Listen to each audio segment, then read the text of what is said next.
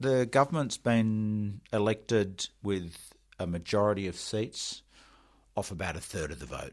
And while the trend away from Labor and the coalition overall, the major party vote, has been declining for quite some time, it's a long-term historical trend and it's part of a worldwide trend really, has been going on for some time. Nobody thought it would quite dip this low. And if he can build that kind of consensus in and outside Parliament, it makes for a transformed politics and potentially a new, enduring, progressive coalition. Have one for Mum, one for Dad, and one for the country.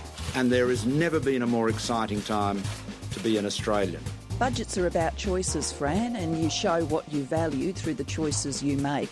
Dead, buried, cremated. This is coal. Don't be afraid. Don't be scared. The Treasurer knows. Australia's basically done for. We'll just end up being a third-rate economy.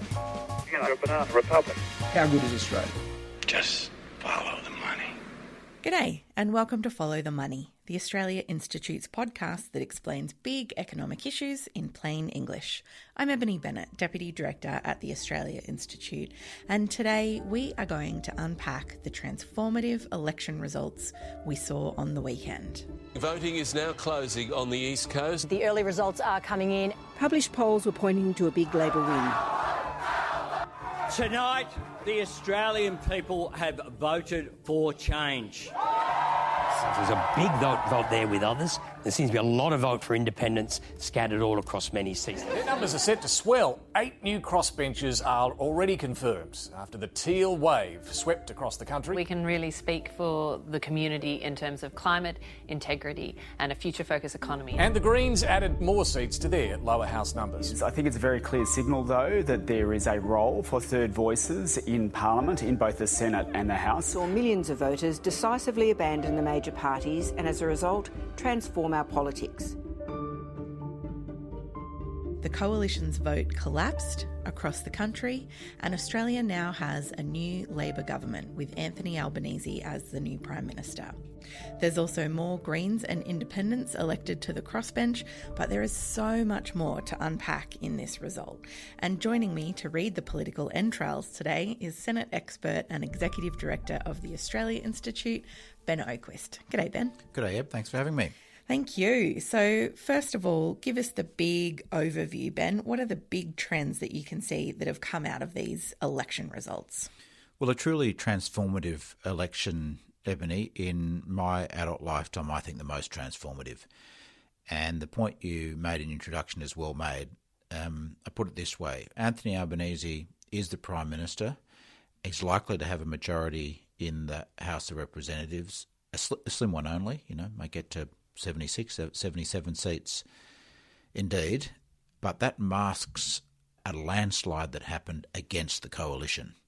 And we're looking at the lowest number of seats for the coalition since the Second World War, certainly in proportionate terms. Of course, the House of Representatives increased its size in 84. So less seats than they've had physically since that expansion of the Parliament, and less seats proportionally they've had since the Second World War. So you've got a narrow win for Albanese on the kind of maths, but you've got a crushing defeat for the coalition.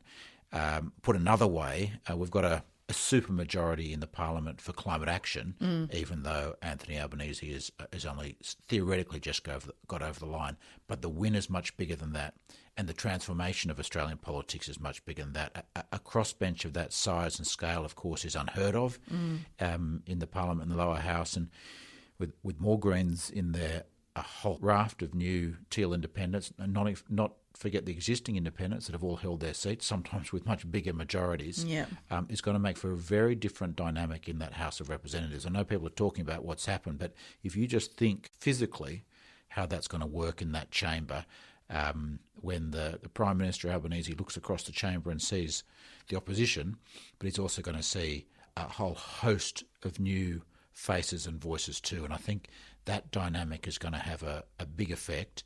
And it's potentially a complete changing of politics in Australia, that there's a new supermajority against the coalition working there. Yeah. As you said, it's just a huge kind of change. I mean, there's several things to unpack in that as well. Walk me through, to begin with, the collapse in the coalition vote, because it was absolutely extraordinary to see so many safe Labor seats, let alone the marginals where it was battling the Labor Party, so many safe blue ribbon seats just fall one after the other on election night. What's happened there, Ben? Well, it's the rise of the Teals. Ebony, the coalition lost its base, and it lost it for a number of issues. But if you think about it this way, the Teals ran on three clear issues: climate, integrity and women. And you can break it down to that the coalition got way out of touch with its base in key seats in the city. And while the election campaign started off with the idea that Labor might win by winning a swag of seats in Queensland, that strategy didn't work out. In fact, Labor won a swag of seats in inner metro areas, seats like Higgins or Reid, Brisbane, if they went over the Greens. Those were the seats that more got them home than the seats in Queensland. And Labor benefited from that coalition collapse in those seats, as well as independents, as well as Teals. So the coalition lost a host of those seats to a range of parties, including the Labor Party, but not just the Labor Party, the Teals and the Greens. And it's really that collapse of that inner metro vote of the coalition being spread across a range of other parties. That is the big story of this election campaign. The independents have crushed the Liberal moderates, particularly in those inner urban seats. Our climate has changed. As strong professional women overwhelmingly convinced voters by challenging both parties to do more on climate change, government accountability and gender equality. Well, I completely disagree with this entire panel, as you'd expect, and really think this was an enormous climate election. To that issue of climate and integrity and the rise of the Greens and independents in particular, as you said, they all ran, including the Greens. They've had a long-standing agenda on integrity, for example, as well as climate, obviously. But those two issues, as well as women, were really key here. Walk me through the scale of the changes that we've seen, in particular with regards to the Greens picking up seats and those Teal candidates being successful against the Liberals. Well, let's start with the Greens. They had big swings across the country. In fact, the biggest swing to them at a state level was in South Australia. But they ran a big targeted campaign on some seats in Queensland, effectively winning one seat off the Liberals and one seat off Labor, as the count stands at the moment. Still in the race in a couple of other places like Brisbane and Macnamara and Richmond.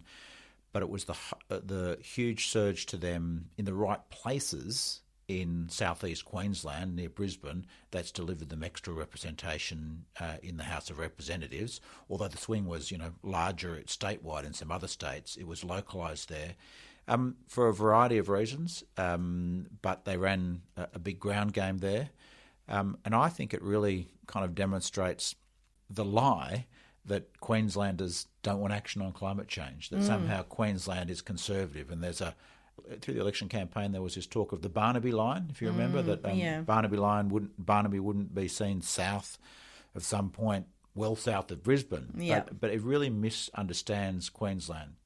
Southeast Queensland and Brisbane is much like Melbourne or Sydney. The whole of Queensland doesn't not want action on climate change anyway. And the result for the Greens there, particularly in southeast Queensland, put a lie to that.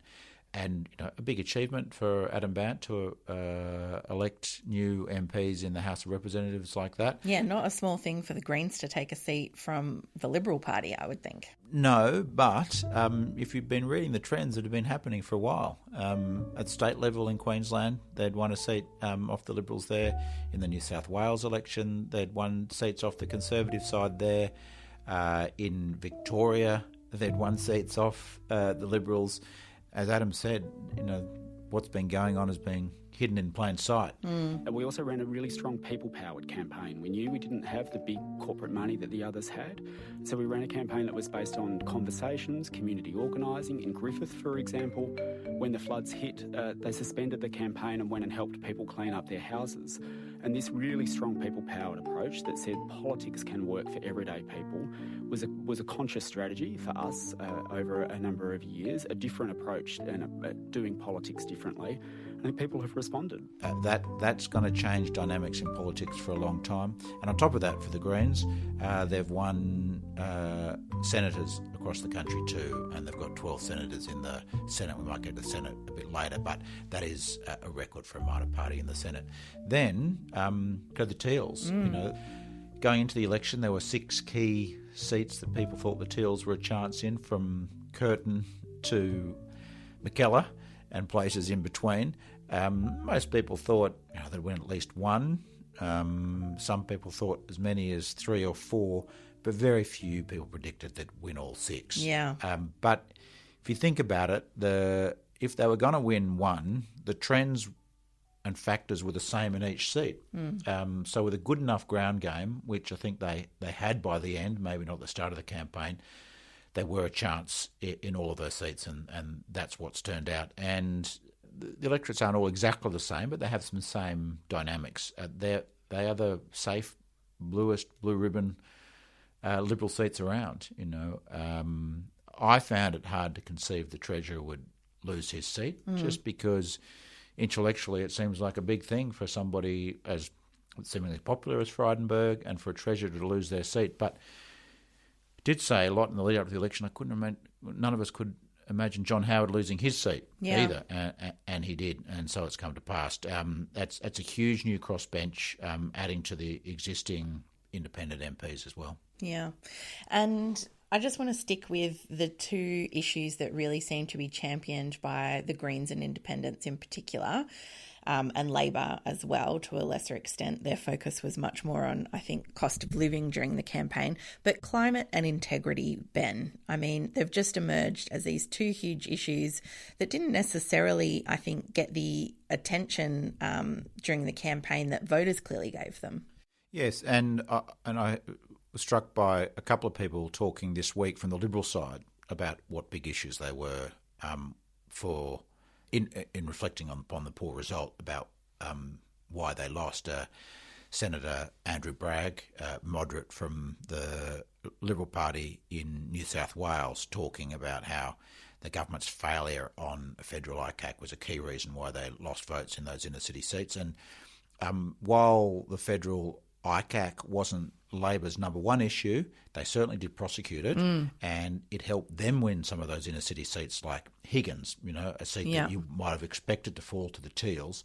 There's no doubt that Labor's a strong position on a federal anti-corruption watchdog and more action on climate change helped them win some of those seats as well. So the Teals won some of them, you're right, by focusing on climate and integrity and women's issues, but Labor was able to pick up some of them as well, which in the end has been critical for Labor to get to a majority government as well. But those Teals independents championed action on climate change, championed integrity, championed women's issues, all issues that obviously the coalition government and the Prime Minister in particular was seen as a laggard on. And the first step to providing a solution is recognising the problem. The problem is wages aren't keeping up with the cost of living. A plan to address housing affordability through our Housing Australia Future Fund, a plan to address childcare, a plan to address wages, and we need to recognise that we need an economy that works for people, not the other way around. I want to go now to Labor, the new government. I think during the campaign, as you said, they were still very strong on issues of integrity, but one of the big things for Labor was cost of living, and in particular issues like childcare and the stagnant wages crisis. I mean, how important is that overall? And in particular, I guess, now that they're in government, facing $1 trillion in debt and rising inflation, those key cost of living things are still going to be top of mind for a lot of voters, aren't they? They are. Start off with Ebony. There's been a lot of criticism that Labor ran a small target strategy and they didn't stand for much. I think that misconceives what's happened in this election campaign. They certainly didn't have as big a policy agenda as they went to the 2019 election, which is obviously a big target strategy. I think they didn't have a small target strategy. I think they had a medium target strategy is what happened at this election campaign. And they had a more ambitious policy on climate change, quite thought-through policy, not as ambitious as it will need to be to solve the climate crisis. They did have an agenda to intervene in some ways to try and lift wage growth in Australia, as you mentioned, and that was one of the turning points of the election campaign. You could clearly see the dynamic shift when the inflation figures came out and then the following interest rate rise, which really put the focus on the fact that people's real wages were going backwards and were going to go backwards even more. Yeah. And Labor was seen to have a solution to that, or at least be trying to. And while elections are in the end about who wins and loses, who has the most seats, they're also about a contest of ideas and policies. And they speed up those policy debates. And some of those debates were won and lost in this election campaign. And sometimes you can win or lose a debate even if you don't win the election campaign per se in terms of number of seats. But one debate that was won and lost in my eyes was, on the one hand, Scott Morrison was prosecuting the idea that we'll just keep lifting the economy and lowering unemployment and we don't need to do any more and workers will be looked after. Yeah. Whereas Labor was really, at its heart, saying, no, we've had low wage growth for 10 years, record low wage growth for 10 years, and there needs to be government intervention. Yeah. So the debate about whether the economy will just lift wages or government should intervene was won by those arguing the government should intervene. Also on childcare, Labor's single biggest policy announcement in terms of dollars was their push to, well, not completely universalise childcare, but move towards that in quite a big way. I think that debate that childcare is an economic reform and is good for the economy overall was won during this election campaign. So I think some big policy debates were won and lost. There's a lot of things we didn't debate. We didn't debate Health March and we didn't debate COVID March. Astonishing in the middle when cases are going through the roof. And we didn't debate Tax March. But some important policy areas were won and lost. The case for a strong anti-corruption watchdog with teeth and more integrity was lost by one side and won by the other. Yeah. And there's no way that this Parliament won't deliver a federal anti-corruption watchdog with teeth. And it's been a long time in the coming, but despite Labor not having the numbers in the Senate and having just a majority of the slimmest of majorities in the House of Representatives, as we said earlier, there's actually a supermajority for action on integrity and a stronger federal ICAC. And I think that's one thing we can predict with confidence now. There's going to be a lot more integrity measures passed in the 47th Parliament compared to the 46th Parliament. Yeah. The coalition's been accused of moving too far away from the centre and losing swathes of voters, particularly women who were fed up feeling like their government didn't listen to them. So many Liberal women told me they did not see their concerns, their interests reflected in the party. It looked as if we weren't being focused on fairness, kindness, support for minorities. I think we spent too much time in the election campaign talking about trans issues, for example. I think those are some of the reasons. The other issue that we mentioned in relation to Teals and to Labor is women, and I think that is undoubtedly one of the other big features of this campaign was the prominence of women's issues, the focus on the treatment of women and the respect for women in politics in particular, and all the polls, and we'll find out the data afterwards, showed a big gap in support for the coalition government when it came to men and women. Yep. Our polling analysis consistently showed that the gap was kind of 8%, that the Prime Minister's support for men was 8% higher for women, and that's undoubtedly a key factor in his loss. And just to finish up, Ben, the Senate, it normally doesn't get much traction until kind of the final week of the campaign, I find, but I know you study it closely and looks to be, as you said, a big change with 12 Greens at the very least on the crossbench there. Talk to me about the Senate result. It is as transformative in a way as the House. And of course, all the focus is on the House. The House of Representatives is where governments born and fall, but it's the Senate that often determines what comes next. And we've got a transformed Senate. And like there was a collapse in the coalition vote in the House, delivering a massive loss of seats, there's been a big loss of seats for the coalition in the Senate. They currently have, under the existing Senate, 35 seats, and they're going to be reduced to 32 or something. But radically, what's happened is that the coalition has been reduced to such a number that, and the Greens' numbers have gone up and Labor's numbers have gone up slightly, that you've got at least between Labor and the Greens 38 seats in the Senate. 38 is exactly half, which is kind of classified as a blocking majority, and they could even get to 39 depending on the final count. And a couple of things have made that happen. One, the Greens have got a record cohort in the Senate, electing 3 new senators, and Labor's picked up 3 seats in Western Australia in the Senate. Listeners will know that at each election 6 senators get elected. Labor's never won 3 seats in Western Australia, and they had a cracking result in the House of Representatives in Western Australia, but they also did in the Senate, and that's materially changed the balance of power. And then the other big news from the Senate was David Pocock getting elected in the ACT. The Territory senators have only ever returned senators from the coalition or Labor in both the NT and the ACT, so a big breakthrough there. And then Jackie Lambie cloning herself and getting a new one elected in Tasmania. And then there's the personnel changes in the Senate as well as the numbers. Some key Conservative figures like Zed Soldier in the ACT, like Amanda Stoker in Queensland, and like Erica Betts in Tasmania have all lost. So numerically the Senate is much more progressive, but in personnel terms it is too. Labor's vote went down, the Liberals' vote went down. The whole two-party system fraying at the seams, is it gone now? Look, it's been in terminal decline for some time. Major parties have to be worried about the low primary vote, because what it means is that the major parties, Liberal and Labor, are losing their true believers. The people who have always voted Liberal, always voted Labor, they're going elsewhere. And any final reflections, Ben? That the government's been elected with a majority of seats off about a third of the vote.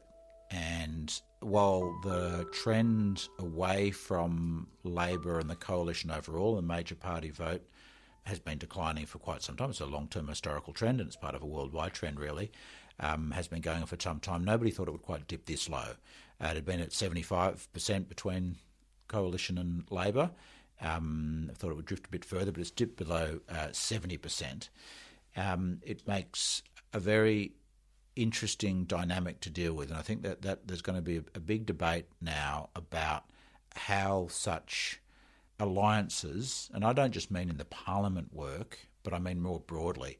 And the Prime Minister's big new opportunity and risk is that he's been elected with a low primary vote.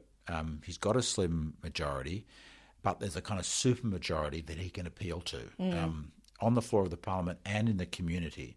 And if he can build that kind of consensus in and outside parliament, it makes for a transformed politics and potentially a new, enduring, progressive coalition, as opposed to the kind of literal one that exists with the Liberal Party and the National Party. And we didn't even get into the future of the Liberal and National Party, which seems to be very contested at the moment, but perhaps we can save that for a future one. I'm sure the ramifications will be ongoing for a little while yet. That's all we've got time for today. This episode was recorded on Tuesday, the 24th of May, and things may have changed since recording. You can visit australiainstitute.org.au for all our latest research and content, and we're on Twitter at the Oz Institute with an AUS. My Twitter handle is ebony_Bennett with a _N_T, and Ben Oquist is at Ben Oquist. This episode was produced by Jennifer Macy, and you can find her at Jennifer Macy, with additional editing by Louise Osborne. Our theme music is by Jonathan McFeet from Pulse and Thrum, with additional music from Blue Dot Sessions. Stay safe out there, and thanks for listening.